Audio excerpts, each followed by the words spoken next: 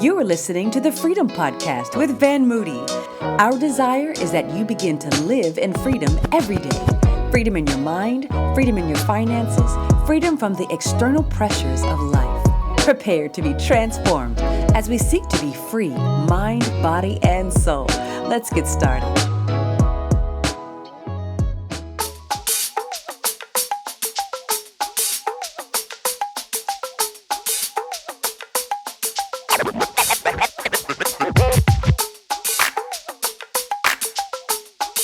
Hey friends, thanks for joining us on today's episode of the Freedom Podcast, the special Fellaship edition. Each month we have a special Fellaship edition of the Freedom Podcast where we continue to explore a variety of topics that pertain to your best life, a life of freedom, purpose, and fulfillment. But on this Fellaship edition, this edition is specifically for our brothers. This is a conversation that we need to have more of. And so on this Fellaship edition, we explore a variety of significant topics. And I'm excited to get into today's topic because we're going to talk about bros before woes. Yes, woes, W-O-E-S. Make sure you heard me correctly. Don't go someplace and tell somebody you won't believe what they were talking about on this podcast and get the title wrong. We're talking about bros before woes. And really what we mean by this is it's important as men that we recognize that friendships aren't just a bonus. They're extremely essential. And what we have got to do in order to be healthy and to live our best life as men is we've got to learn how to cultivate a strong inner circle, particularly in this cutthroat world that we live in. It's interesting that we a lot of times will refer to the Bible when we go through challenges or when we face adversities, but the Bible actually has a lot to say about friendships.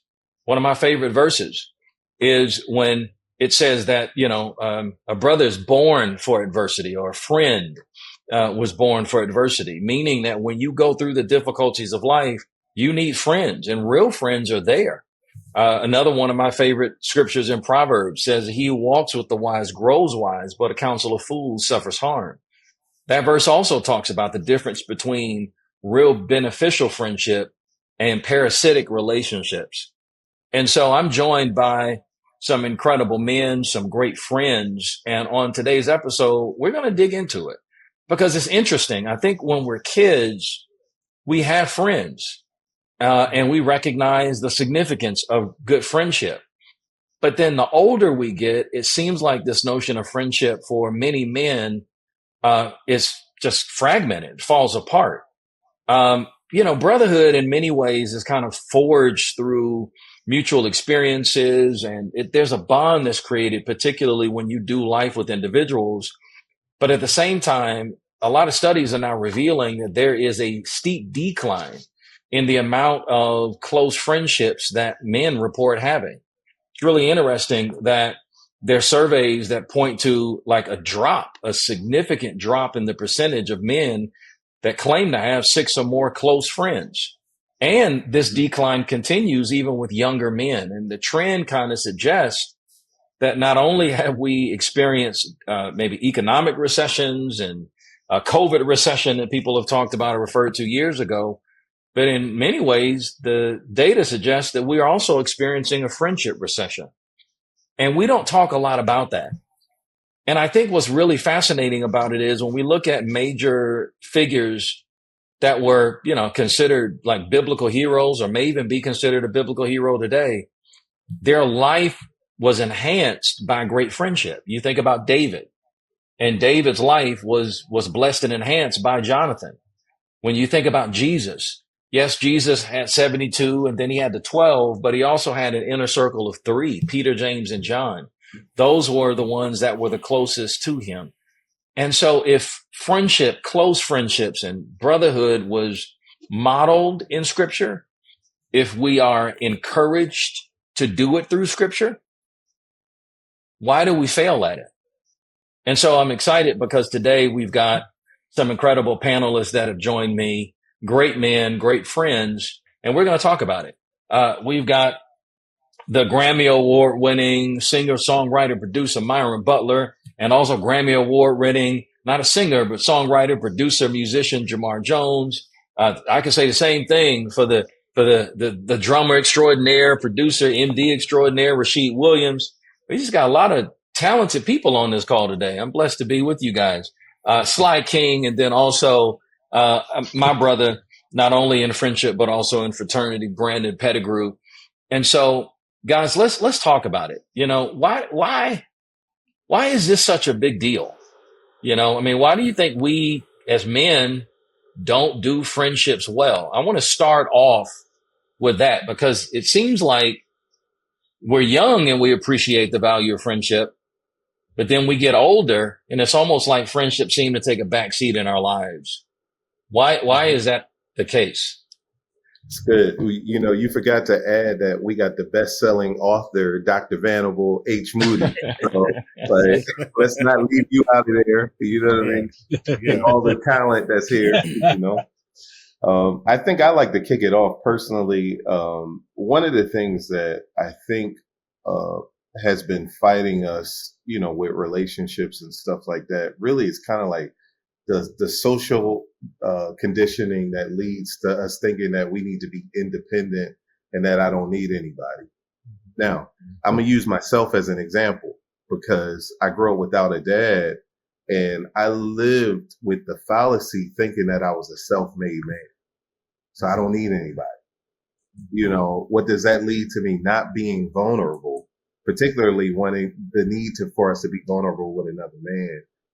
And I say it was a fallacy because, like, as you get older, it's just like, man, how can iron sharpens iron, so one brother sharpens another. Like, one man sharpens another, and I could go on in understanding. If it wasn't for brotherhood, there would have been moments in my life where I wouldn't have felt, So, for me, it's the social conditioning and then the trauma of life that have made me think something erroneous about brotherhood, and coming from a family of brothers too. I have brothers, but it's like, you would think that alone sometimes, you just isolation and all that stuff, which is probably part of the reason. Right. Yeah.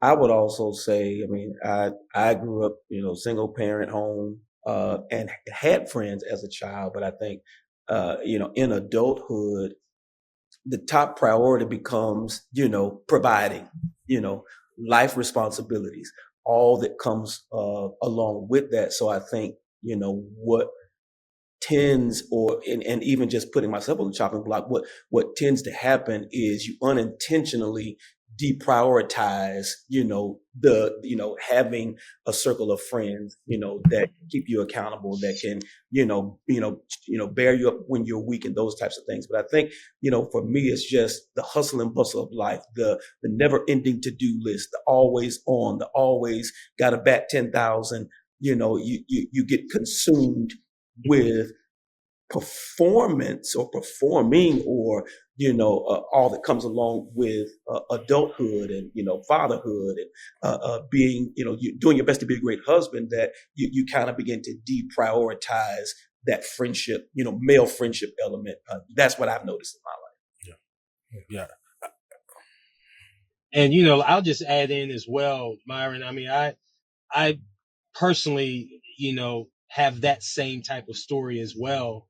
Obviously younger, when I was single, you just had lots of friends. I mean, you were single, right? But once, you get into adulthood, and I would say at least once I got married and had children, life just kind of took over. But I'll even take it even a step further, just like Jamar said, we've been kind of conditioned to be independent. I think, at least for me, that vulnerability with other men is kind of difficult. Luckily I grew up with my father, but he passed about 10 years ago. And that was someone that I could really go to and be vulnerable with. And it just seems since he's been gone, that's just something at least, across that I need to bear to kind of get over that. Because, life, as they say, life be lifing, right? And when things don't necessarily go your way, that's the time when you really need to open up and talk with someone. And if there's not anyone there to fill that void, then we feel isolated and we tend to, kind of continue it down that road. But, I'm just grateful for this group and just for the brotherhood that I have with some of you guys on this call that, I have been able to, stay in touch and, we get together, try to get together on a regular basis. And that has really, really helped me, to open up as well. So, and I agree because I have noticed, just like everybody else has mentioned, the busyness of life, your life changes, different seasons that you're in. And I've also realized too, that I really need that relationship. Mm-hmm. And I've missed not having it. And it's been something that really kind of hit me not too long ago. I'm like, man, do I really have any true like friends? Yeah. Mm-hmm. Because I'm doing so many things in life and you get busy, you get bogged down with all these other responsibilities. And you don't take that time to say, okay, do I really have somebody? And I think the biggest thing is, as you were saying, Brandon, too, being able to have somebody that you really can trust to have these real conversations with and know that that's okay. And I was like, okay, you may not know a lot of people, but then when you get down to the nitty gritty of things, your circle of people is really, really small. You go, okay, do I have anybody that I know that I can confide in, that I can trust? And have these conversations. And I think that that's an area that for myself, I really did some soul searching because I was like, I don't know if I really have that in my life. And I really miss that. So I think we all are in some of those same boats where that is something that we need. I think it's also a thing where, and this is something, a slightly different approach. I think a lot of men are not taught how to have brotherhood. So like for me, Jamar is a big brother of mine. Jamar has known me for a very long time. There's levels of that brotherhood. I'll tell you a quick story. I remember a day I was getting on an airplane and I forget where I was going, but I got a text from Jamar and it was to me and another one of our brothers. And it was a song. And Jamar said, this song has been in my spirit all morning, right? I took that moment. I listened to that song. It was a great song. Listened to that song. And then I sent it to one of my younger brothers. And I said, yo, this is the kind of brother I want to be to you. And I sent him this song that encouraged him the same way the song encouraged me. I think that having that lineage of brotherhood also really matters because where I grew up in the house with my father, I went through the same thing. When I got married, it was about manhood. I got to be a man, got to provide for my family. Everything else took the back seat. However, having examples of brotherhood also helped me to stay accountable to making sure that I was maintaining the same brotherhood to the guys younger to me as well. Yeah, I think what's really interesting about a lot of what, you guys have put on the table is the need versus either the initiative and the know-how. So I think there's a recognition that we need community, and specifically for men, general community is great. We know that, the Bible says God sits the lonely in families. We were made for community. We get that. But specifically brotherhood is something that is absolutely critical, but yet there's a breakdown of it, maybe because it wasn't modeled or maybe because we don't exactly know how to do it. And I want to submit something else too. I think a part of what complicates things is this notion of ego and pride. Like, can I be vulnerable enough to, know that if I take the mask off of, always being the tough guy that's got the problems solved and everything figured out, that this brother is not going to take advantage of me. So I think it's interesting that we're trying to find our way through that maze. But then at the same time, I think our inability to really take the initiative to make that a priority in life contributes to a lot of the challenges that a lot of men are facing. I mean, I think all of us have countless stories of brothers whose, life either imploded, they self-destructed, they made bad decisions that, impacted their family, their children, those kinds of things. But at the same time, they were doing it in isolation, or maybe they had a brotherhood that they didn't really appreciate. And so I want to put that on the table because I think that's where the rubber meets the road. I think that's the hard part, is for brothers to take off the mask and be vulnerable enough, like Brandon talked about, to get the healing instead of suffering in silence and breaking down, imploding, going off on kids and their wives and, and then that spirals into other things. How do we help brothers to understand that this, number one, is a priority, but these are some of the things that they have to do in order to really take advantage of the community that they need? It's crazy, Bishop. There's an oxymoron, the two words that we think there's a myth about two words that we don't realize. When we hear them together, it doesn't sound like they should go together. Masculine vulnerability. Right. Yeah. Much just like masculine spirituality. When we think about spiritual things, we think about, generally like worship, and for a long time, and for us musicians, Myron, worship pastor, Rashid, and so in us serving in church in the musical arts, music is all and artistic things are always seen as a feminine event, right? However, it's just like, no, real men can worship. But really, it points to the larger dynamic that men see through this lens that, well, because to really worship the Lord in spirit and truth is really to be vulnerable. And that we're taught that real men can't really be vulnerable either because of society. And then but masculine vulnerability is a real thing. And then when you experience true brotherhood, like, Rashid had a story. I got a story, one for Bishop. I remember I went to the doctor and I got news that wasn't the best, and I called, I'm not going to disrespect you, but I called Van, right?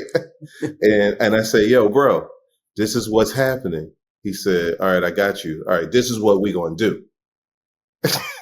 You get what I'm saying? Like, now imagine if and what happens is like, a lot of us African-American men, we die of heart disease and heart attacks and strokes, all because we won't just say, pick up the phone. Like, you got a brother, like, Sly, what's that juice you drinking? Right. You know what I mean? Because I really I need something to help me on my journey. But, but to be vulnerable is probably the biggest challenge. And then to the other word that you use, Bishop, which is pride. Like, like if I really tell him what's going on, like, man, I'm sick, or I'm broke, or I'm struggling in my finance. Like, what I mean? Well, this is for me because I like to help people, but guys that might have a 500 credit score, and I'm like, just do X, Y, and Z. It'll get you, discipline rebukes the devourer. But it's sometimes I got to pull that out of my own brothers, when they're struggling, like, because pride is the thing. So, I offer that to us, Mm-hmm. And I think too, Jamar, on top of that, you also have to be open to be receptive to receive a relationship. Yeah. And that's a difficult thing for a lot of men to do. And I think what's great is when you're in a position that you meet great brothers to build that relationship with. And I think the challenge for many is they don't know where to begin, and they don't a lot of times know where to start. And especially if they've walked alone for so long, it's a difficult thing. Or they've had what you consider to be pseudo relationships with people that they thought were real genuine situations, and then they've been burned. So when you have those things that happen to people, it's very difficult. And you know how we are as men, it's hard for us to open up to women and explain what's going on, with fear that that's going to be taken and then thrown back into our face at some point in time. And if it is, and you've ever experienced that, we shut down and we'll never open up again. So I think that that's a big piece for a lot of men, is to be able to be receptive to receive that. And and again, I don't think it has to be, if it's you and several men, that's great. But if you find that one particular brother that that it's a reciprocal relationship where it's not just you pouring out and giving, but they also are doing the same, that makes it a great situation for you both. So I think that that's, a lot of places that some men find themselves in. Right. And I like what you said, Sly, because I think a lot of men, at least they, speak for myself, it's having walked through those, what you thought was a friendship, But then when you kind of walked a little further, you found out that it was something else. Yeah. And it's the position of, I'll never let that happen to me again. Mhm. Right. That's when Right. pride creeps in. And we know the word pride cometh before what? Before Fall. Fall. And Yeah. many have fallen. And I think it's the understanding that, you know what, even through that, there was, growth for me. God, protected me, or whatever that is. It's just understanding that, that is not cause to never Mhm. allow yourself to find true brotherhood, in another space. I think it's understanding also that, when we have different weaknesses in our area, in our lives, that, confessing that to your brother is not a sign of weakness, but it's actually a sign of strength, that, you Mhm. are confident enough, in who you are, to be able to say, you know what, hey, I need help in this area. And so that's kind of how I've seen that play out personally in my life. And Myron, just to kind of, piggyback on you, just speaking personally, I kind of mentioned that I kind of always had my father there, but, I also had, a group of guys that I would lean into, but it really allowed me to lean more into my group once, my father passed. And I think I want to emphasize that I did have a group that, that I spent time with, that I did feel comfortable with. So I think the key is, well, what about those brothers who don't necessarily have that group? How do we reach them? Well, like at our church, the worship center, we have small groups, right? We just have to be proactive to reach out to other brothers. Now, it was said, some may be receptive, some may not, but I think it does start with us who know the value of it. We got to be able to give an olive branch out to different brothers that we see, and at least put the ball in their court. And if they accept, then I think that will begin a journey that will be tremendously beneficial to them moving forward. But I do think, just looking back on my situation, I mean, it really starts with a core group of guys that hopefully you trust. And then I think it grows from there. And that's why it's so important to give an olive branch out to some of those brothers who may not. So Brandon, you just said something that I want to, you actually took me to the next question that I want to put on the table for the panel. So I'm willing to bet you that there's a guy who's either watching this podcast or listening, who's like, man, I'm in my man cave, and I'm, of life, and I'm by myself. Like, I got no real friends. So where does that person start? Brandon, you talked about men extending the olive branch. Well, let's go to the other side of the table. What about the guy who's going through life? He's isolated. He's alone. He's got no friends. What wisdom can we provide? Because all of our lives have been blessed and enriched through great friendships, right? Where does that guy start? He's struggling by himself. Where does he start when it comes to trying to find real brotherhood and real community? Who wants to jump in and take that one? Well, That's a tough question. he that practically, he that wants to find a friend has to first show himself. Show himself friendly. There you go. Yeah. At least start there. Let's start there. Yeah. Oh. So the answer for him is it just be friendly, or what? Give me the practical. Give me a little bit more on that. I feel like a person would have to start with whatever is close to them. Yep. And self-expose is a really important thing. Like, you got to expose where you are so that somebody can relate. It's almost like if Myron comes to me and says, yo, what's up, Rashid? Now, Myron got money problems that he need help figuring it out. Right. He's, yo, what's up, Rashid? Man, I'm hungry. Well, yeah, bro, you didn't tell me that you had money problems. So if you hungry, I might say, come over and eat dinner. Right. But it's not actually helping. But that's not the real issue. It's not the real issue. So I think that it has to be, the person has to start with, this is what I would like to happen. I'm willing to be vulnerable and get there. Because that vulnerability is the only way. You could be sitting in a room amongst people who all relate to you, can give you advice, can tell you that they've been through the same thing. But if you don't at least start with putting that first foot forward, you'll be just sitting in the room and never get to hear that encouragement that you need or get that brotherhood that you're looking for. Yeah, that's good. I agree, Rashid. I agree. I think you do have to at least look towards the place that is closest to you to at least start there. I would definitely say start in places that are close to you. And then just honestly, not to get really deep, but just really just use the right discernment to really decide on, based on the people you're around, if there's somebody in that space, and ask God to reveal it to you. Pray that he just really reveals, if you're looking and you're going to be open in the space that you are in, if there is somebody in there that God will reveal to you that might be that particular person. And if not, then it may be time for you to change the circle that you're in, you know, and that may be an opportunity for that to even be revealed to you as well. So I think starting in places of familiarity and then moving from there to see if in that space, if there is somebody that you may have an opportunity to build that relationship with. And let me highlight something. There's a difference. I want to highlight what Sly just said in terms of using the word discernment, because discernment is actually different than preference. You know, that's good. The Lord will bring somebody into your life. Yeah. And you need to discern that this person is for you, where they might not be the person that you would prefer. Like, I could all day long think that, man, I want advice from, what's his name? From Barack Obama. But the Lord gave me Myron Butler.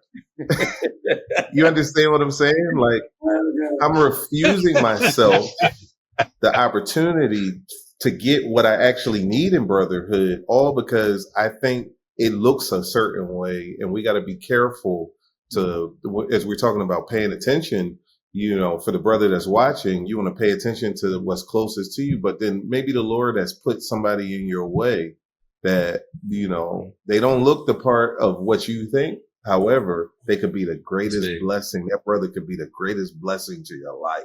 Absolutely. You know, I've experienced that personally. So I'm talking from firsthand experience. Like, I had to mature myself that was a great word, Sly, to discern. Oh man, God brought this person here to be a blessing to me. Here I'm thinking that, you know, it should look a certain way. And the Lord says, I brought it this way for you, you know. No, that's big. That's big. Yeah. Let me throw one more question on the table before we're out of time. And so we gave the brother who has no friends and he's in a man cave alone, we gave him wisdom. But what are some practical ways for guys on the other side of the table that are busy doing life? You know, they are conquering lions and tigers and bears. They are, you know, taking care of the family on one end, you know, building their career on the other end.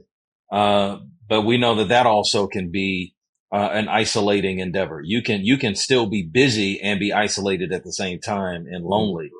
And so what are some practical ways when you have great friendship or at least great community, but to maintain it, to benefit from it, to cultivate it in spite of the busyness of life, you know, fatherhood, husbandhood, careerhood, all of the hats that we wear. What are some practical steps that we can continue to develop friendship, juggle friendship, cultivate friendship in light of those things? You know, the first thing that comes to my mind, honestly, is all of this is about being intentional. Because if you have that going on in your life, which we all know, it's a lot.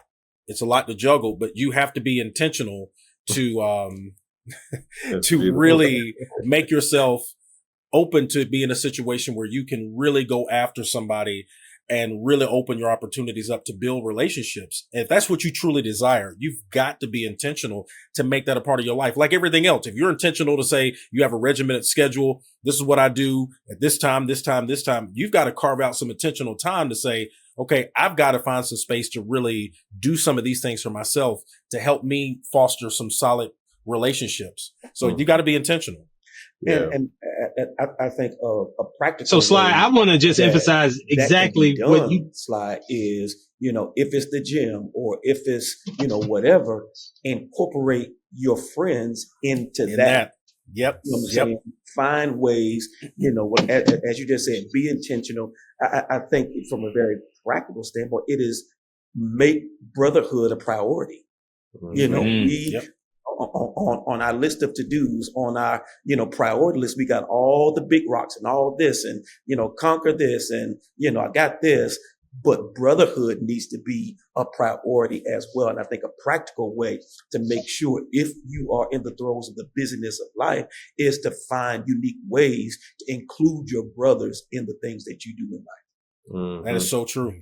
Because honestly, Myron, that helps make that an even easier transition because you already are doing that. Absolutely. And that is something that's easier to really find those people in those spaces because you already are actively doing that. That's on your schedule. That's on a part of your routine. So I agree 100%.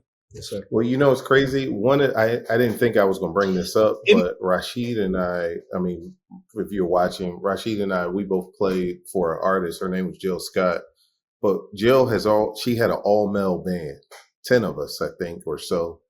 And the thing is, we were called the Band of Brothers. The reason that was significant is because our music was an extension of this brotherhood, though. It was really a very, very beautiful over years of cultivation and time. And you're talking about all of the possible woes. I generally was the brother that was trying to help the others through the woes. I was never caught in the woes.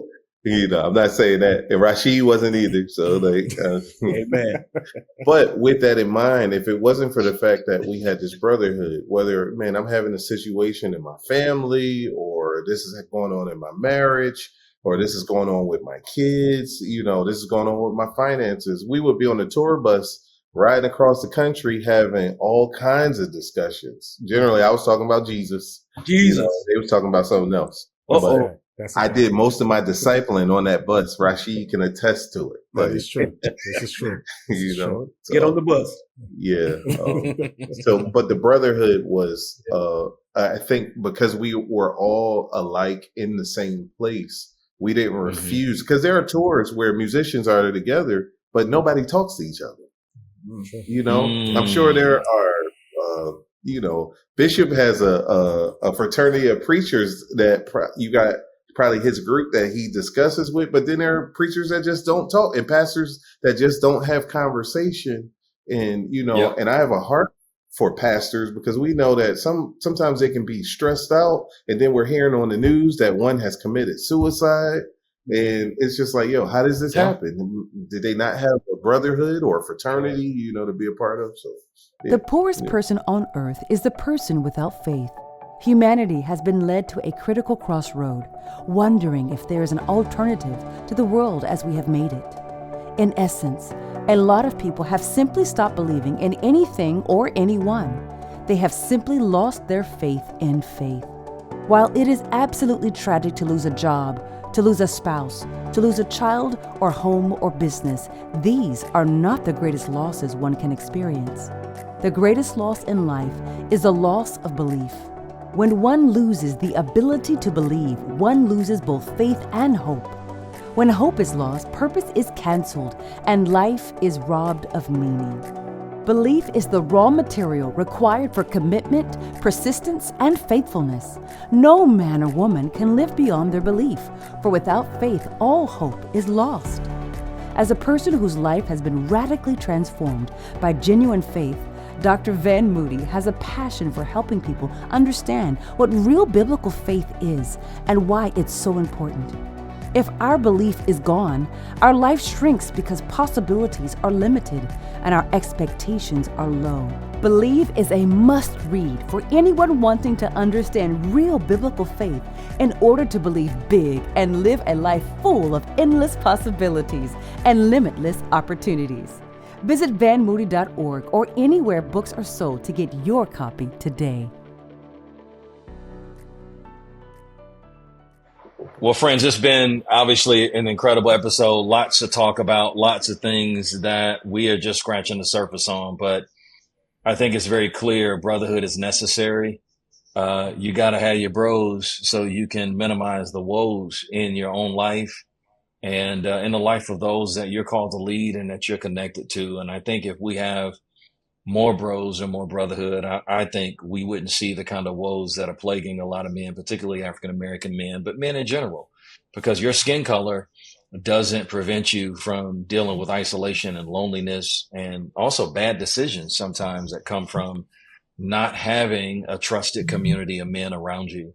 And so regardless of your race, your ethnicity, your political background or persuasion, we all suffer when we suffer by ourselves. And so I want to encourage you to check out more episodes of the Fellowship edition of our Freedom Podcast. I also want to thank those of you that are partners. We're getting ready to get into some absolutely incredible content designed for our partners. We always do some bonus content as a way to say thank you to our partners, our freedom champions, freedom funders, those of you that help us to continue to curate great content like this.